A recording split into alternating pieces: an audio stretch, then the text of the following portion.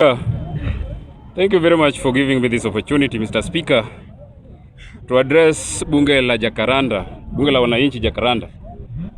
Mr. Speaker, my name is Okea Doctor from Homa Bay County. And Mr. Speaker, Okea Doctor is a cosmomentese Homo sapien from somewhere called Ndewa constituency, Mr. Speaker. Mr. Speaker, today,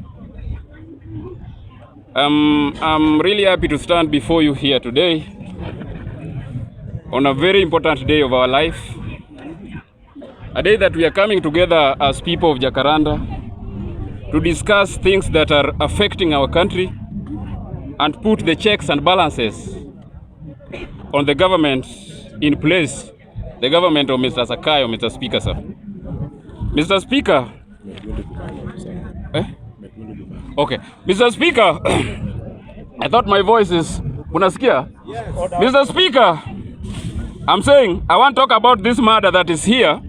I will talk about two of them because I can't talk about 1, 2, 3, 4, 5. There's too many. Mr. Speaker, I want to speak to that man called William Samoei Ruto, the man on the omnibus, William Samoei Ruto. On behalf of wananchi, on behalf of Wanaji, Mr. Speaker, I want to say that we Wanaji, we are suffering, Mr. William Ruto. Mr. William Ruto, these guys are going a poco, Mr. William Ruto. These guys are going obos. These guys are going locos. These guys are going no lens, Mr. Speaker. These guys are going willy. Mr. Speaker, these guys are going Bulu, Mr. Speaker. They are going mad, Mr. Speaker, because of the economy, Mr. Speaker. The economy is in a state of paradoxical quagmire, Mr. Speaker. Mr. Speaker, as we are speaking here today, Mr. Speaker, sir, William Samoei Ruto has no plan. William Samoei Ruto has no purpose. William Samoei Ruto has no direction. Mr. Speaker, William Samoei Ruto is suffering from unpalatable page of mountain history. William Samoei Ruto is nothing but something called a failure, enigmatic failure, Mr. Speaker. Mr. Speaker, I want to say that today William Samoei Ruto is going to have interview. And you know William Samoei Ruto, with these happy talks, with these lies, that is what he's going to do today. He's going to promise us, he's going to say things that are going to be like promise that he's going to give to this great nation of this country, Mr. Speaker.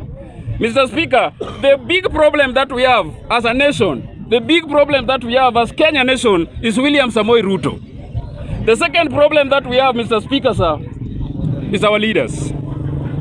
Our leaders who are, instead of representing us, they are representing State House, Mr. Speaker, sir, in the name of working with the government. Mr. Speaker, we have fraternal leaders, leaders who have a gulf and permit our economy into Gagakwan cataclysmic hibernation, Mr. Speaker. Mr. Speaker, let me address these Grovy Yoyos. Let me address these Grovy Yoyos, and let me tell them that their time is up. Their time is up because we are going to remove them. We are going to exude them exigently from where they are, especially that man called William Samoei Ruto. We will come from you. Mr. Speaker, I want to talk about Raila Amolo Odinga. Raila Amolo Odinga is an enigma. Raila Amolo Odinga is somebody called a legendary master.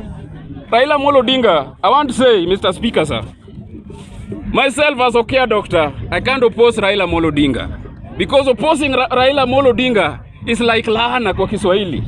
Mimi kama Mjaluo nikioppose Raila Amolo Odinga itakuwa laana kwangu. I want to say, Mr. Speaker, sir, if in any way that nilikuwa nimekaa hapa nikasimama hapa nikasema kitu ambayo iliuma Raila Amolo Odinga or went against Raila Amolo Odinga, ninaomba msamaha. Mr. Speaker, opposing Raila Amolo Odinga is tantamount, Mr. Speaker, to harboring myopic thinking that the only important organ in our body, Mr. Speaker, is the brain. Mr. Speaker, if we chop it off, your time is up, in bid to preserve it, would have lost the very life that we wanted to protect, Mr. Speaker. Mr. Speaker, thank you very much for giving me this opportunity. I had so many things to say, but Mr. Speaker, when the cut short, okay, Doctor from Homa Bay County, Mr. Speaker.